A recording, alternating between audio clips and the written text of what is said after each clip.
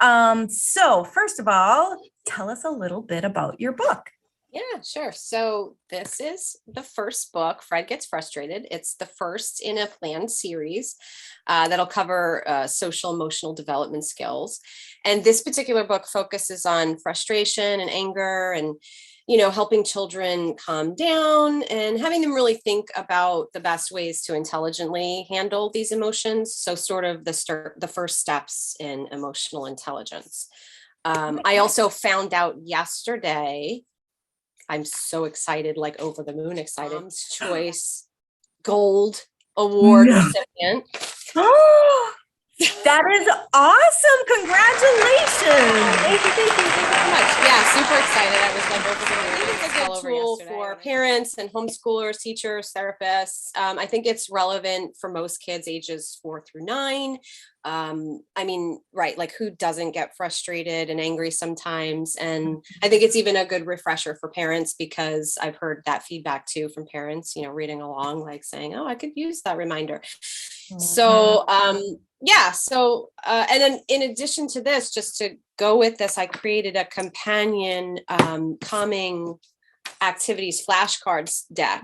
This deck is 26 cards and there's 4 categories. So it's I don't know if you can see it, but it's mindful and exercise and calm and gratitude. So it's really fun. It's a fun deck and it complements the book. It helps kids, learn the importance of, healthy emotional and physical habits. And I think practicing daily with the family is to this. I also created a companion calming toolkit that's on my website. It can be downloaded for free. And it's 5 pages. It's meant for the parents to practice with their kids. So it's like a big package of stuff. That's awesome. Yeah. And in today's world where there's so many stresses and especially the kids get stressed out and, we're stressed as parents. And so sometimes it's like, you forget about that. Like you're just a kid, you don't, you don't want to think that, but it's just a natural, you're so stressed yourself. So this is so important. What were you before you became, I'm kind of throwing a curveball because this isn't one of my questions I sent you, but what were you before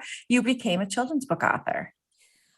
So before I was an author, I was a programmer for many years. I worked at large accounting firms. Then I was freelancing.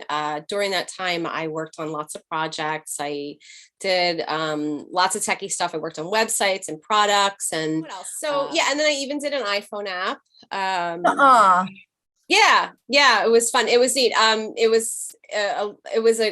I thought it was a really neat app. It was called I Defend Me. It was on the App Store for about 2 years. This was like going back like 10 years ago. It was meant to help like women. And, like the thought was like, if women were like dating or like, you think of like the dark park, walking your car in the dark parking lot and stuff like that. Mm-hmm. So it was like a broadcast your signal if you thought you were in danger kind of. My focus is on writing. So what made you switch? What was the turning point? So back in, I guess it was 2018, I'm looking at the calendar, like the calendar is going to tell me the answer. So my son was, at that stage where he was starting to get frustrated and angry and dealing with those things. And I thought, now's a good time to teach him like about emotional intelligence. And so I was looking for resources and I went to look for books and I didn't really find much in the way of what I was looking for. And I made up this frog who get frustrated and he loved the stories and he would laugh and he, tell me another one.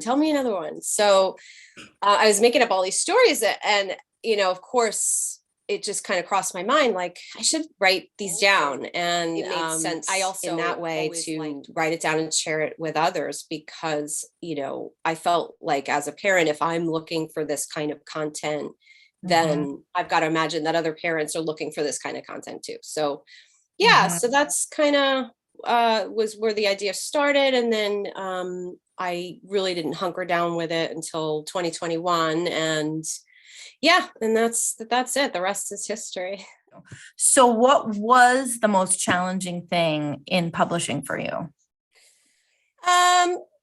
So I guess, I felt like in hindsight, like looking back, that I felt like the writing was pretty easy. The editing was pretty smooth going. It just kind of got a little harder from there. And then there was a lot of moving parts. So Mhm. I think the hardest part for me was the printing.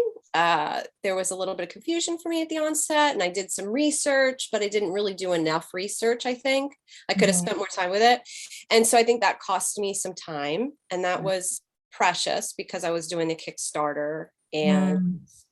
I was trying to keep a deadline for the supporters, and so I was juggling the printing with the Kickstarter and all the other parts like the ebook and the flashcards. And so, there was a little bit of juggling, and then all the other bits that followed, figuring out how the best way to ship the rewards and the media mail. And so, yeah, there was a little bit of stress at the end, but it was definitely fun and exciting. So, yeah. Yeah, that is hard. You don't realize until you are in the middle of it. Like, and I mean, I watched different videos of people that had done it, and there still was things that popped up, and it was like, oh yeah, thought I was prepared for this. Right. So, Yeah. yeah, but you did it and you succeeded, and that is huge. I mean, if you did anything different, what would it be? Uh, so one thing that um I can tell you that I missed the boat on. I would have worked on, so these, and I think they're called end papers. So the inside of the front cover and Mhm. the back of the back cover for a picture book. I would have liked for there to be a design there. And it's funny because I did not realize, I didn't even think about this until the book, the author copy came, and I opened the book and I was like, oh, didn't do a design for that. Well, okay. Like it just didn't occur to me so at all until I saw it blank. And so, that's something that I would have gone back and put in. But it wasn't the end of the world. It was like, okay, I put a note in my, put a sticky note on the wall for next time. Really early on, I had the advice that, someone said, don't rush. And that, I thought that was really good advice. Like, don't rush through it. Just kind of like take your time. And so I didn't. And did it come out perfect? No.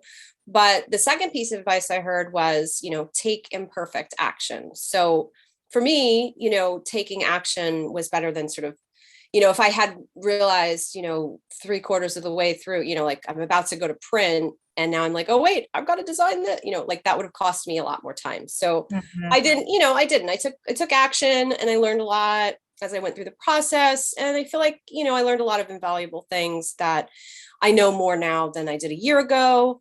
Mhm. Of course, because I'm doing a series, obviously this knowledge helps me. So Yep. I go forward with more clarity. So yeah, I think that's really it. And I would give that same advice to anybody who's starting this process. Don't rush, uh, Mhm. take action, take imperfect action. It doesn't have to be perfect, and you'll get it done.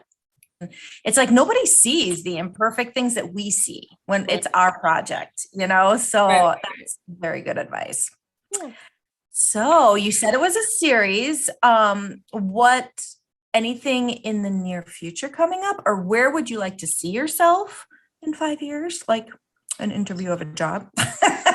Right. Yeah, I mean, next up, I feel like there's so much going on. So I started doing author visits at schools, which is really fun. I really enjoy it.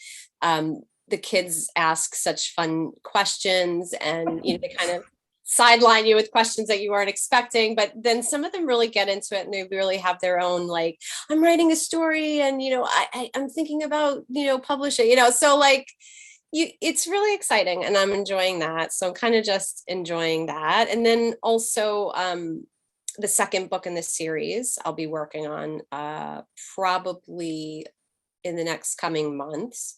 Okay. And then I don't know, possible collaborations. I had a professional contact me about maybe working collaboratively to write a book. So yeah, so there's lots going on, lots to do. Yeah. So where would you like us to go to buy your book? You can go to www.fredbookseries.com. Okay. There's a link there to my shop. And yeah, it's at the bottom of the page. And yeah, you can get the Perfect. flashcards, you can download your free calming toolkit, you can get the book, you can also go to Amazon to get the paperback. Awesome. Oh, very nice. So definitely check Fred out. I would highly, highly suggest any kids really from 0 to even 12